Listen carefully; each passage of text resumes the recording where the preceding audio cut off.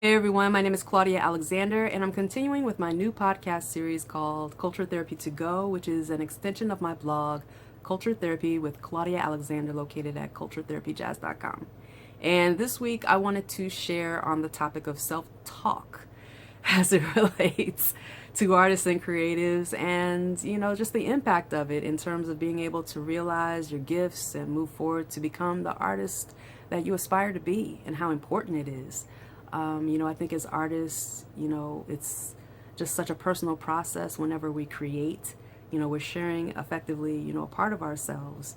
We're creating from the clay of ourselves to present something of merit of ourselves to the audiences we serve and, the marketplace at large and peers and associates. And when what we create is met with a certain level of negative feedback or negativity, it can be difficult to separate from, who you are as a person versus what you do, and it can get entangled in terms of the way we talk about ourselves.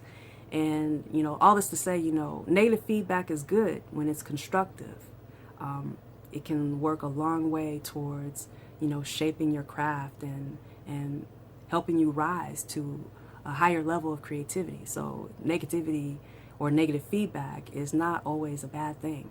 But then when there's these spaces where this hypercriticism comes into play, where you're met with just this level of attack that's just baseless, or it's tied to someone's agenda that you can't see, but you can feel it in your bones.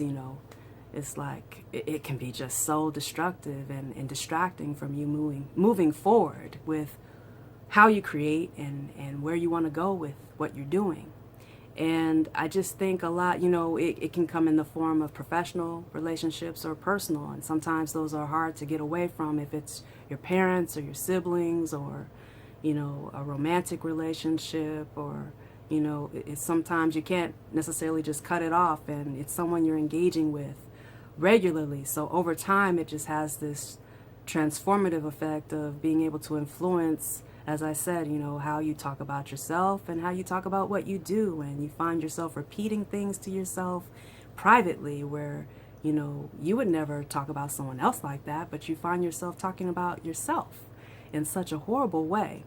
And I think this has happened to me, various times, past and present, where I find myself repeating things people have said about me, and it's just so destructive and pulls away from the time you have in the day where you could be plugging in and moving forward, and you find yourself, sunk by something, someone said without context, and they're just going from perception, and it can be a doozy, of getting your language straight. And Brene Brown has this book called Rising Strong, and she talks about this in one of her chapters. I happened to come across the book and was flipping through it, and there's this chapter in there is super brilliant, and she's talking about this very topic of, the stories we create for ourselves to defend ourselves and keep us from being vulnerable to disappointment and hurt and anger. And, in our relationships, we tend to do this once we have a negative experience with others or whomever. We get to, doing this type of airbag deploy, in so many words. You kind of preemptively form a story before the other person has an opportunity to respond, to be held accountable, to make amends. It's just kind of, it's this distancing effect where you're protecting yourself through language. She calls it, I believe it's conspiracies and confabulations. That's the terminology she uses to describe it. But oddly enough, I had flagged a scripture like 3 or 4 weeks ago, and it tied in perfectly to this topic, and I wanted to share it here. It's Proverbs 12:18, and it's King Solomon. Yes, love him, but the realist. But anyway, I wanted to share it here for context. It reads, "Thoughtless words can wound as deeply as any sword, but wisely spoken words can heal." And I think it's really, this huge context it brings to the topic of self-talk. When you're encountering negativity, that's this aimless negativity that's going nowhere, just kind of Twitter dragging for no reason.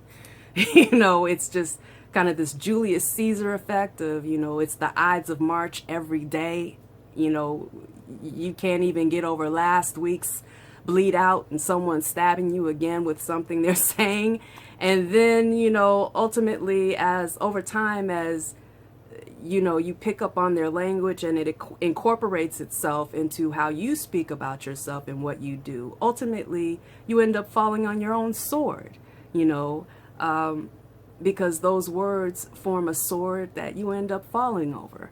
And it's just completely suicidal when you don't do the work to try to separate that language and get a clear perception of who you are as a person. It's so dangerous, and it kills off any type of faith or optimism or hope for who you are and what you're aspiring to do. So I just did a vlog this past Saturday, and just tying this in, and I was talking about the light of truth, or just what truth is, and just the different variations of truth that you're exposed to throughout life, and this the perception of others, the colored perception of their light, and you're putting your truth under that, and how you aren't really getting a clear read of who you are and who you can be with your creativity, versus the light of the Creator, and just that high resolution light that is full of empathy and love and encouragement, and